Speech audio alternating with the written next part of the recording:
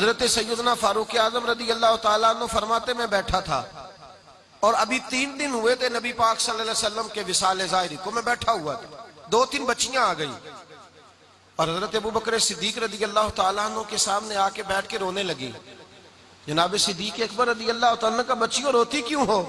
تو کہنے لگے آپ خلیفہ بن گئے ہیں، جب سے ہمارے ابا کا انتقال ہوا تھا ہمارا ذریعہ معاش یہ تھا کہ ہم نے بکریاں رکھی ہوئی تھی، آپ روز آتے تھے بکریوں کا دودھ دھوتے تھے، ہم پی بھی لیتی تھی بیچ کے گزارا بھی کر لیتی، اب آپ تو خلیفہ بن گئے، کون آیا کرے گا؟ تو حضرت ابو بکر صدیق فرمانے لگے تمہیں پتہ ہے جو خلیفہ ہوتا ہے وہ تو خادم ہوتا ہے قوم کا، میں آیا کروں گا۔ حضرت ابو بکر صدیق روزانہ اٹھتے عصر کے بعد اور جاتے خلیفہ ہونے کے باوجود ان بچیوں کی بکریوں کو پکڑتے دودھ دھوتے ان کے گھر میں دے کے آتے۔ حضرت فاروق اعظم جب بھی دیکھتے تو کہتے ابو بکر تو پیچھے آنے والوں کے لیے رستہ بڑا مشکل کر رہا ہے، بڑا مشکل کر رہا ہے، جگر راہ وفا میں نقش ایسے چھوڑ آیا ہوں، میں جس منزل سے گزرا ہوں وہ اب تک یاد کرتی ہے۔ حضرت سلمان فارسی رضی اللہ تعالیٰ عنہ صوبے کے گورنر تھے، سادہ سا لباس پہن کر سادہ سا بس اسٹاپ پہ کھڑے تھے، جہاں سے لوگ اندر داخل ہوتے تھے، جہاں سواریاں باندھی جاتی تھی، آج ہم اپنے زبان میں اسے بس اسٹاپ کہتے، باہر کھڑے تھے۔ کوئی مہمان آ گیا کسی کا، اس نے دیکھا سادے سے کپڑے ہیں، خستہ سی حالی ہے، اس نے سمجھا کوئی کلی ہے شاید معاذ اللہ، کوئی ملازم ہے، کہنے لگا خادم ادھر آؤ ادھر آؤ، آپ قریب گئے، کہنے لگے میرا سامان اٹھاؤ۔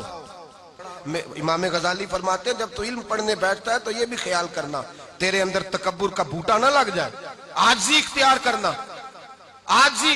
سر پہ رکھا ہوا ہے سامان، حضرت سلمان فارسی نے گورنر صاحب نے اس آدمی کا مہمان کا سر پہ سامان رکھا اور جا رہے سنو اور غور کرو، جب جا رہے تھے جو آدمی بھی ملتا گورنر صاحب ہمیں دے دے، مہمان پریشان ہو گئے، کہنے لگے حضور آپ گورنر ہیں؟ فرمانے لگے نہیں، یہ تو میرا دنیا داری کا نام ہے جو ان لوگوں نے رکھا ہوا ہے، اصل میرا نام وہی ہے جو تو نے لے کے پکارا ہے، اصل نام وہی ہے۔ تو نے کہا غلام ادھر آ، آپ فرمانے لگے پہلے میں ایک یہودی کا غلام تھا، پھر رب تعالیٰ نے فضل کیا تو میں محمد عربی کا غلام ہو گیا، رسول اللہ کا غلام ہوں، اور جب میں نبی پاک کا غلام ہوا ہوں تو اس سارے صوبے کا امام ہو گیا ہوں، تو اصل تو میں غلام ہی ہوا نا۔ دوسرا میرے نبی پاک صلی اللہ علیہ وسلم نے ایک تو عاجزی سے عزت ملتی ہے، تکبر سے عزت، وہ جو بندہ جھجکتا ہے نا تیرے نیڑے جانے سے، تو کہتا ہے میری بڑی عزت کرتا ہے، وہ عزت نہیں کرتا۔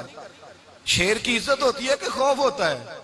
بولے نا، تو نہیں نہ ڈر لگتا ہو، دیکھو شیر کا کیا ہوتا ہے؟ خوف، اس کی عزت نہیں ہوتی۔ تو درندہ ہے، درندوں کی بھی کبھی عزت ہوتی ہے؟ تو جو آدمی ڈنڈے کے زور پر لٹکا کے ڈنڈا اور وہ لوگوں سے عزت کرا رہا، تو بھائی یہ تیری عزت نہیں، یہ تیرا خوف ہے۔ عزت عاجزی میں ہے، انکساری میں ہے۔ اور دوسرا میرے نبی پاک صلی اللہ علیہ وسلم نے فرمایا عزت معاف کرنے میں ہے۔ عزت کس چیز میں ہے؟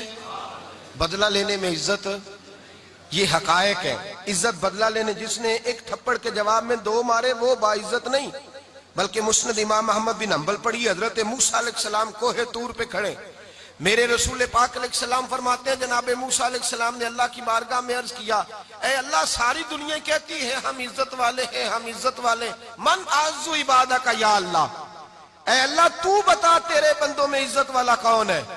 تو حضرت موسیٰ کہتے ہیں رب کریم نے فرمایا اذا قادرا غفارا، جس کے پاس بدلہ لینے کی طاقت ہو پھر بھی معاف کر دے وہ بڑی عزت والا ہوا کرتا ہے۔